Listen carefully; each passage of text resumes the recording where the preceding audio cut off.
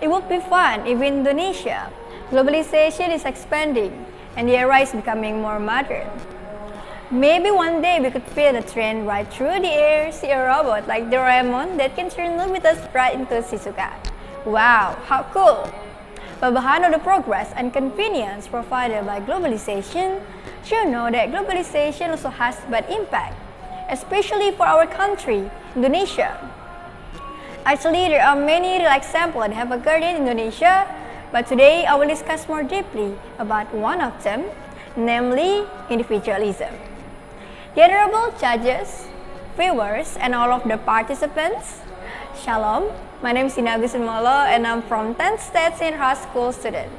It's such a blessing from the Almighty God I can stand here in a good condition in front of you virtually to deliver my speech entitled Individualism as a Threat to Indonesian Multiculturalism in a Modern Age. Ladies and gentlemen, who here doesn't know smartphone? In this increasingly era, I'm sure everyone knows and owns a smartphone, right? Smartphones are clear evidence of globalization. Not only for communicating, now almost all activities can be done more easily using a smartphone. Even now, if you want to eat, we don't have to go to cooking or leaving the house to buy food. We just need to sit back and order the food we want through the features on our smartphone. Then in a matter of minutes, the food we order will arrive at our house quickly. Looks very practical, doesn't it? But are you aware that this convenience tends to be misused?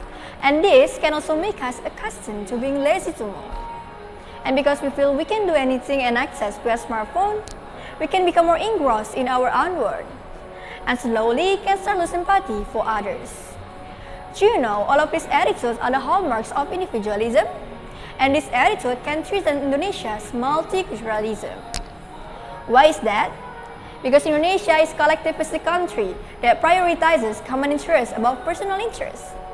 This is certainly inversely proportional to the attitude of individualism that doesn't have empathy for others. In addition, because Indonesia is famous for its togetherness and diversity of culture, religion, race, regional language, and others.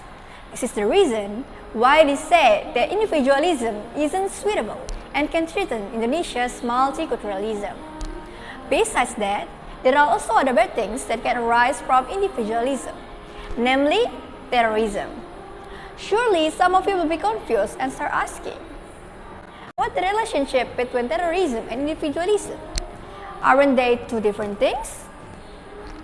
That's okay, because I initially thought so, even though they would have different meanings, but they have one thing that is related. Namely, they would have no empathy for others. Okay, so let's start by discussing what terrorism is. Terrorism is coordinated attacks aimed at provoking a feeling of terror against a group of people, whose execution time is always sudden and the target of the victim is random. Not the target is random. This means that anyone can become a target of this terrorist if it's not stopped and continues. The next target may be people we know or whoever. It can be guessed. So we must always be vigilant and careful. Terrorism can occur because it begins with an attitude of individualism. Usually, these people will close themselves off from the surrounding environment, which directly or indirectly can change a person's mindset and perspective to be vile and have no conscience. Then, this will lead to negative action that harm many parties. For example, bombings, attack under the guise of religion, missions, and others. When in fact, there is no religion that teaches us to hurt or kill other people. The main reason is to create a sense of terror, fear, and chaos among the people. And no kidding, this has really happened in Indonesia. According to the research I got, here's some incidents of terrorists that have occurred in Indonesia. First, there was a simultaneous church bombing on Christmas Eve. Then, the Cirebon police mosque bombing, the attack on religious leaders, the 2021 police headquarters shootings, and others. Here, we can see that even churches and mosques are also target of terrorists. My question is, whether worship is wrong in the eye of terrorists? Isn't the basis of our country Pancasila, where the first precept teaches us to be free to choose our respective belief and have the right to worship in peace?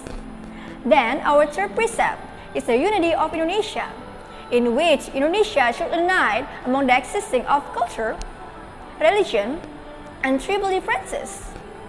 The many differences are the main factor why Indonesia is so vulnerable to division. Therefore, togetherness among the Indonesian people is very necessary to make the differences complementary, not as a threat or reason for division.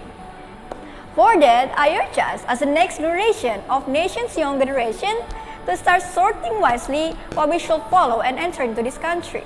Instead of following in the footsteps of individualists, it would be nice for us to see the potential of our nation's culture that we can develop to all corners of the world. Let's make Indonesia proud with our achievement and start to love our culture and country from an early age. With this speech, I hope I can open the mind of many people from all walks of life and ages about the bad impact of individualism on our country. And I hope what I said today can be a lesson for all of us. I think that's all my speech. Thank you to all the attendees who have taken the time to listen to my speech. I'm sorry for any words and behavior that unpleasing your heart. Thank you to the occasion and your kind attention. I wish you a good afternoon and I hope we all have a glorious day today.